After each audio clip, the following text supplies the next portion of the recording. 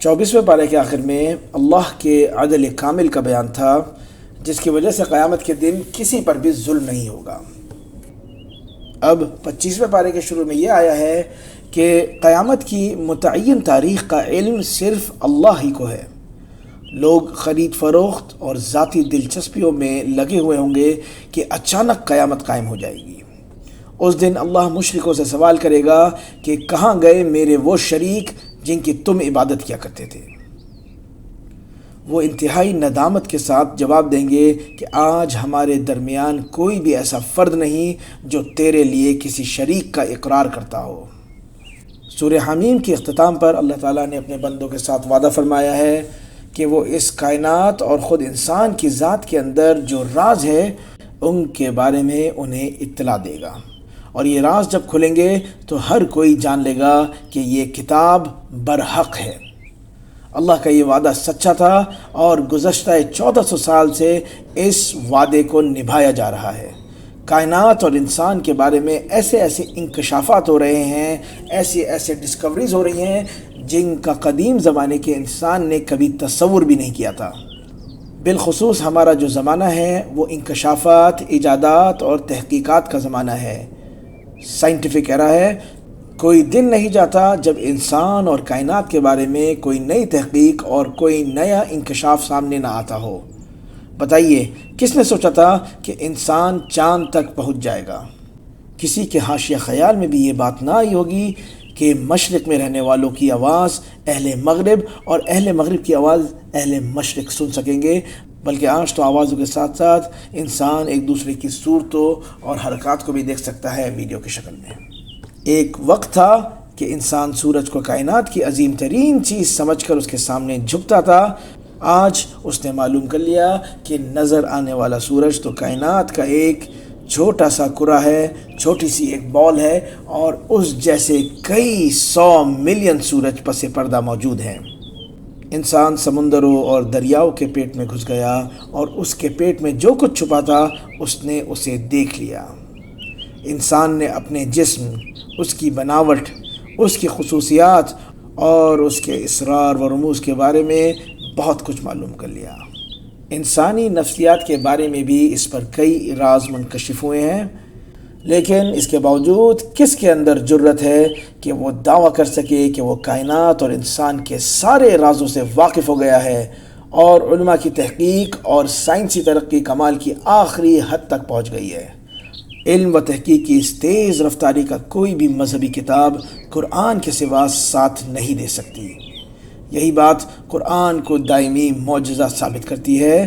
یہ حضرت موسیٰ علیہ السلام کی لاٹھی یا پھر حضرت سلیمان علیہ السلام کے ہوائی تخت کی طرح ظاہری معجزہ نہیں ہے، لیکن یہ ایک علمی معجزہ ہے اور علمی دور کے لیے نازل ہوا ہے۔ انسان کا علم جتنی ترقی کرتا جائے گا اس پر قرآن کی صداقت اتنی کھلتی جائے گی۔ وہ وقت آ کر رہے گا جب ہر غیر متعصب صاحب علم کی گردن قرآن کے سامنے جھک جائے گی۔ اس کے بعد آتی ہے سورہ شعراء۔ سورہ شعراء مکی صورتوں میں سے ایک ہے۔ اس میں 53 آیات اور 5 رکوع ہیں۔ قرآن کے اعجاز کو بتلانے اور اس کی مثل لانے سے مخالفین کا عجز ظاہر کرنے کے لیے اس کی ابتدائی حروف مقطعات سے ہوئی ہے، اور یہی وہ حروف ہیں جنہیں جوڑ کر قرآن بنایا گیا ہے۔ اگر قرآن واقعی انسانی کاوش ہے تو تم بھی ان حروف کی ترکیب سے قرآن جیسا کلام بنا ڈالو۔ پورا قرآن نہیں، قرآن جیسی کوئی چھوٹی سی چھوٹی صورت ہی صحیح۔ تمہارے اس کارنامے کا سب سے بڑا فائدہ یہ ہوگا کہ معاذ اللہ محمد صلی اللہ علیہ وسلم کو جھوٹا ثابت کرنے کے لیے نہ پروپیگنڈا کرنا پڑے گا، نہ مالی وسائل استعمال کرنے پڑیں گے، نہ جنگ کی آگ میں اپنے بیٹوں اور بھائیوں کو جھونکنا پڑے گا۔ لیکن اس چیلنج کو نہ کل کے منکرین نے قبول کیا، نہ آج کے منکرین قبول کرنے کے لیے تیار ہیں۔ حروف مقطعات سے سورت کا آغاز کرنے کے بعد آپ صلی اللہ علیہ وسلم کو خطاب کرتے ہوئے فرمایا گیا ہے، اسی طرح تمہاری طرف اور تم سے پہلے لوگوں کی طرف وہ وحی کرتا ہے، وہ اللہ جو کہ غالب اور حکیم ہے۔ گویا وحی کا سر چشمہ اولین اور آخرین کے لیے ایک ہی رہا ہے۔ درمیان میں اللہ کی عظمت و جلال بیان کرنے کے بعد پھر سے وحی اور قرآن ہی کا ذکر ہے، اور ارشاد ہوتا ہے اور اسی طرح تمہارے پاس قرآن عربی بھیجا تاکہ تم ام القری یعنی مکہ کے رہنے والوں کو اور جو لوگ اس کے ارد گرد رہتے ہیں ان کو راستہ دکھاؤ۔ وحی اور رسالت کے مضمون ہی کو موقت کرنے کے لیے بتایا گیا ہے کہ اللہ کے نزدیک دین ایک ہی ہے، تمام انبیاء ایک ہی دین کی دعوت کے لیے دنیا میں تشریف لائے۔ ان کی شریعتیں اگرچہ مختلف تھیں لیکن ان سب کا دین ایک ہی تھا، یعنی دین اسلام۔ حضرت نوح، حضرت ابراہیم، حضرت موسیٰ، حضرت عیسیٰ علیہ السلام کو اسی دین کی دعوت کے لیے دنیا میں بھیجا گیا تھا، اور ان کے تابعین کو فرقوں میں بٹنے سے سخت منع کیا گیا تھا، لیکن اہل کتاب محض حسد اور عناد کی بنا پر تفرقہ میں مبتلا ہو گئے۔ ان کے تفرقہ اور اختلافی کو مٹانے اور قول فیصل سنانے کے لیے اللہ نے ہمارے آقا صلی اللہ علیہ وسلم کو مبعوث فرمایا، آپ کو حکم دیا کہ آپ اسی دین کی طرف دعوت دو جس طرح تمہیں حکم دیا گیا ہے، اس پر مضبوطی کے ساتھ قائم ہو جاؤ اور ان لوگوں کی خواہشات کی اتباع نہ کرو، اور ان سے کہو کہ اللہ نے جو کتاب نازل کی ہے میں اس پر ایمان لایا۔ جو یہ صورت آگے بڑھتی جاتی ہے وحی اور رسالت کے ساتھ اس کا تعلق واضح ہوتا جاتا ہے۔ وحی اور رسالت کے مضمون کے علاوہ اس مادی جہان میں ایمان کے جو دلائل اور تکوینی آیات ہیں ان کی طرف بھی ذہنوں کو متوجہ کیا گیا ہے، اور ایمان والوں کی نمایاں صفات بیان کی گئی ہیں۔ سب سے پہلی صفت یہ ہے کہ وہ اپنے رب پر بھروسہ رکھتے ہیں، بڑے بڑے گناہوں اور بے حیائی کے کام سے پرہیز کرتے ہیں، اگر غصہ آ جائے تو معاف کر دیتے ہیں، رب کی فرما برداری کرتے ہیں، نماز کی پابندی کرتے ہیں، اپنے کام باہمی مشورے سے کرتے ہیں، اللہ کے دیے ہوئے مال میں سے اللہ کی راہ میں خرچ کرتے ہیں، اگر ان پر کوئی ظلم اور زیادتی کرے تو مناسب طریقے سے بدلہ لیتے ہیں۔ یہ صفات اگر آج کے مسلمان اپنے اندر پیدا کر لیں تو ان کی انفرادی اور معاشرتی زندگی میں ایسا انقلاب برپا ہو سکتا ہے جو انہیں علمی اور حقیقی مسلمان بنا کر پوری دنیا میں اسلامی انقلاب کی راہ ہموار کر سکتا ہے۔ سورہ شعراء کی آخری 2 آیتوں میں وحی اور رسالت کا ذکر ہے، گویا جس مضمون سے سورت کا آغاز ہوا تھا اسی پر اختتام ہو رہا ہے۔ اس کے بعد آتی ہے سورۃ الزخرف۔ سورہ زخرف مکی ہے، اس میں 89 آیات اور 7 رکوع ہیں۔ چونکہ اس میں زخرف کا لفظ آیا ہے جو سونے اور زینت کی معنی میں آتا ہے، اس لیے اس کا نام زخرف رکھا گیا۔ اس سورت کا موضوع اصول ایمان ہے۔ اس سورت کی ابتدا بھی دوسری حوامیم کی طرح حضرت صلی اللہ علیہ وسلم کے دائمی معجزہ قرآن کریم کے ذکر سے ہوتی ہے۔ اللہ نے اس روشن اور واضح کتاب کی قسم کھا کر فرمایا ہے کہ ہم نے اسے عربی قرآن بنایا ہے تاکہ تم سمجھو، اور یہ قرآن بڑی کتاب یعنی لوح محفوظ میں ہمارے پاس لکھی ہوئی اور بڑی فضیلت اور حکمت والی ہے۔ اس کے بعد سورہ زخرف دلائل قدرت سے بحث کرتی ہے۔ یہ آسمان کی نیلی چھت، یہ زمین کا فرش، یہ بلند و بالا پہاڑ، یہ بہتی ہوئی نہریں، یہ تا حد نظر پھیلے ہوئے سمندر، یہ آسمان سے قطرہ قطرہ برسنے والی بارش، یہ سطح آپ پر روا دوا کشتیاں اور جہاز، یہ ہر قسم کے چوپائے جو کھانے کے کام بھی آتے ہیں اور نقل و حمل کے بہترین ذرائع بھی ثابت ہوتے ہیں، یہ سب اپنے خالق اللہ سبحانہ و تعالی کی قدرت اور حکمت کے زندہ گواہ ہیں۔ ان کی گواہی شہری بھی سن سکتے ہیں اور دیہاتی بھی، ان کی زبان عالم بھی سمجھ سکتا ہے اور جاہل بھی۔ یہ گواہ کل بھی موجود تھے اور آج بھی موجود ہیں۔ ضرورت صرف ان کانوں کی ہے جو حق کی گواہی سن سکیں، ان آنکھوں کی ہے جو دیکھ سکیں، ان دلوں کی ہے جو حق کو قبول کر سکیں۔ یہ صورت زمانے جاہلیت کی ایک اور انتہائی قابل نفرت سوچ کا تذکرہ کرتی ہے، وہ یہ کہ ایک طرف ان کی نفسیات یہ تھی کہ وہ بیٹیوں سے سخت نفرت کرتے تھے، اگر ان کے ہاں بیٹی پیدا ہو جاتی تھی تو لوگوں سے منہ چھپاتے پھرتے تھے اور اسے زندہ گاڑنے کی تدبیریں سوچنے لگتے تھے۔ دوسری طرف وہ اللہ کی طرف بیٹیوں کی نسبت کرتے ہیں اور فرشتوں کو اللہ کی بیٹیاں قرار دیتے ہیں۔ سورہ زخرف ابو الانبیاء حضرت ابراہیم علیہ السلام کا بھی تذکرہ کرتی ہے، جن کے بارے میں مشرکین کا دعویٰ تھا کہ ہم ان کی ملت اور شریعت پر ہیں۔ یہاں ان کے اس دعوے کی تردید کی جا رہی ہے، یہ بتوں کے پجاری کس منہ سے اپنے آپ کو ان کی شریعت کا پیروکار قرار دیتے ہیں، جبکہ آپ عقیدہ توحید کے علمبردار تھے اور یہ سر سے پاؤں تک بت پرستی کی نجاست میں ڈوبے ہوئے ہیں۔ حضرت ابراہیم علیہ السلام نے اپنی اولاد میں یہی کلمہ توحید چھوڑا تھا۔ اسی کلمہ کی جب حضرت خاتم النبیین صلی اللہ علیہ وسلم نے ان مشرکین کو دعوت دی تو وہ اس دعوت کو سحر یعنی جادو اور آپ کو جادوگر کہنے لگے۔ اللہ کے رسول کے بارے میں ان کا تصور اور ان کی سوچ انتہائی حماقت اور جہالت پر مبنی ہے۔ وہ کہتے ہیں کہ یہ قرآن دونوں بڑے شہروں کے کسی بڑے آدمی پر کیوں نہ نازل کیا گیا؟ کیا اللہ کو نبی بنانے کے لیے یتیم، فقیر اور غریب آدمی ہی ملا تھا؟ طائف اور مکہ کے سرداروں میں کسی سردار پر نظر انتخاب کیوں نہ پڑی؟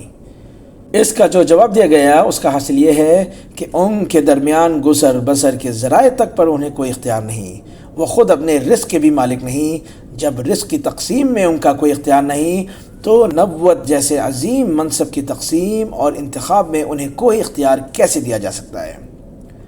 اس کے بعد اس صورت میں حضرت موسیٰ علیہ السلام کا قصہ بیان کیا گیا ہے، جو کہ مشرکین کی حماقت اور جہالت کا ایک نمونہ اور جھلک ہے۔ فرعون کو اپنے اقتدار، سونے چاندی کے انبار اور وسیع اختیارات پر بڑا ناز تھا، اور وہ اپنے آپ کو مصر کی سرزمین اور نہروں کا حقیقی مالک سمجھتا تھا، اور حضرت موسیٰ علیہ السلام کو بڑی حقارت کی نظر سے دیکھتا تھا۔ پھر یوں ہوا کہ اسے انہی نہروں اور دریاؤں میں سے ایک میں غرق کر دیا گیا، جو اس کے خیال میں اس کی اجازت کے بغیر اپنا بہاؤ بھی جاری نہیں رکھ سکتے تھے۔ سورت کے اختتام پر اللہ اپنے پیغمبر کو جاہلوں سے اعراض کرنے اور صبر کرنے کا حکم دیتے ہوئے فرماتے ہیں، تم ان سے منہ پھیر لو اور سلام کہہ دو، انہیں عنقریب انجام معلوم ہو جائے گا۔ اس کے بعد آتی ہے سورہ دخان۔ سورہ دخان مکی ہے، اس میں 53 آیات اور 3 رکوع ہیں۔ دخان کا معنی ہے دھواں۔ چونکہ اس سورہ میں اس دخان کا ذکر ہے جو مشرکین کو قحط کے زمانے میں شدید بھوک کی وجہ سے دکھائی دیتا تھا، اس لیے اسے سورہ دخان کہا جاتا ہے۔ اس سورت کی ابتدا میں بھی اللہ تعالیٰ نے کتاب مبین یعنی واضح کتاب کی قسم کھائی ہے۔ یہ کتاب اعجاز کے اعتبار سے بھی واضح ہے اور احکام و مضامین کے بیان کے اعتبار سے بھی واضح ہے۔ اللہ نے قسم اسی اعتبار سے کھائی ہے کہ ہم نے اس کتاب کو مبارک رات میں نازل کیا۔ اس سے مراد لیلۃ القدر ہے، جو ساری راتوں سے افضل ہے۔ یہ کتاب اللہ نے بندوں پر رحمت کے طور پر نازل کی ہے، ورنہ وہ بندوں کی عبادت کا محتاج نہیں ہے۔ اللہ کی ربوبیت کا تقاضا یہ ہے کہ وہ بندوں کو ہدایت سے محروم نہ رکھے۔ لیکن مشرکین و کفار جو ہیں وہ قرآن اور بعث بعد الموت یعنی موت کے بعد کی زندگی کے بارے میں شک کرتے ہیں۔ حضور اکرم صلی اللہ علیہ وسلم کے زمانے کے ان فرعونوں کو حضرت موسیٰ علیہ السلام کی مخالفت کرنے والے فرعون کے انجام سے ڈرایا گیا ہے۔ اس کی ملکیت میں سونے کے انبار تھے، باغات کی بہتات تھی، 20 محلات تھے، سونا اگلتی زمینیں تھیں، ہزاروں خدام اور لونڈیاں تھیں، لاکھوں پر مشتمل فوج تھی۔ مختصر یہ کہ جو کچھ مصر میں تھا وہ سب اسی کا تھا۔ وہ ہر جاندار اور بے جان چیز کا اپنے آپ کو مالک سمجھتا تھا، لیکن یہ سب اس کے کسی کام نہ آیا، اور وہ اپنے مظلوموں اور محکوموں کی نظروں کے سامنے دریا کے بے رحم موجوں میں غرق ہو گیا۔ وہ آمنتو یعنی میں ایمان لے آیا کہتا ہی رہ گیا، لیکن یہ چیخ و پکار اس کے کسی کام نہ آئی۔ اس نے جو کچھ اپنے پیچھے چھوڑا اس سب کا وارث اور مالک بنی اسرائیل کو بنا دیا گیا۔ کل کے محکوم آج کے حاکم اور کل کے مملوک آج کے مالک بن گئے۔ سورت کے اختتام پر ان ہولناک عذابوں کا ذکر ہے جن کا سامنا اللہ کے نافرمانوں کو کرنا پڑے گا، اور چھوٹی سی عقل میں نہ سما سکنے والی ان نعمتوں کا ذکر ہے جن سے اللہ کے نیک بندوں کو نوازا جائے گا۔ اس کے بعد آتی ہے سورہ جاثیہ۔ سورہ جاثیہ مکی ہے، اس میں 37 آیات اور 4 رکوع ہیں۔ یہ بات تو اب پڑھنے والے جان ہی چکے ہیں کہ جن صورتوں کا آغاز حروف مقطعات سے ہوتا ہے، جیسے کہ الف لام میم حامیم نون، ان میں سے اکثر صورتوں کی ابتدا ہمارے آقا صلی اللہ علیہ وسلم کے سب سے بڑا معجزہ قرآن کے عظیم کے ذکر سے ہوتی ہے۔ سورہ جاثیہ میں بھی ایسے ہی ہوا ہے۔ جاثیہ کا معنی ہے گھٹنوں کے بل بیٹھنا، چونکہ قیامت کے دن لوگ خوف اور ہیبت کی وجہ سے دربار الہی میں گھٹنوں کے بل بیٹھے ہوں گے، اور اس صورت میں اس خوفناک منظر کا بیان ہے، اس لیے اسے سورہ جاثیہ کہا جاتا ہے۔ قرآن کریم کی عظمت کا تذکرہ کرنے کے بعد یہ صورت ان تکوینی نشانیوں کو بیان کرتی ہے جن میں سے ہر ایک اللہ کی عظمت و جلال اور قدرت و وحدانیت کی زندہ گواہ ہے۔ پھر ان مجرموں کے مکروہ چہرے سامنے لاتی ہے جو آیات الہیہ سننے کے باوجود انکار و استکبار کی راہ نہیں چھوڑتے اور یوں بن جاتے ہیں گویا انہوں نے کچھ سنا ہی نہیں۔ اس کے علاوہ یہ سورت ان نعمتوں کا بھی تذکرہ کرتی ہے جو اللہ نے بنی اسرائیل کو کتاب، حکمت، نبوت، پاکیزہ روزی اور اہل جہاں پر فضیلت اور عزت کی صورت میں عطا کی تھی۔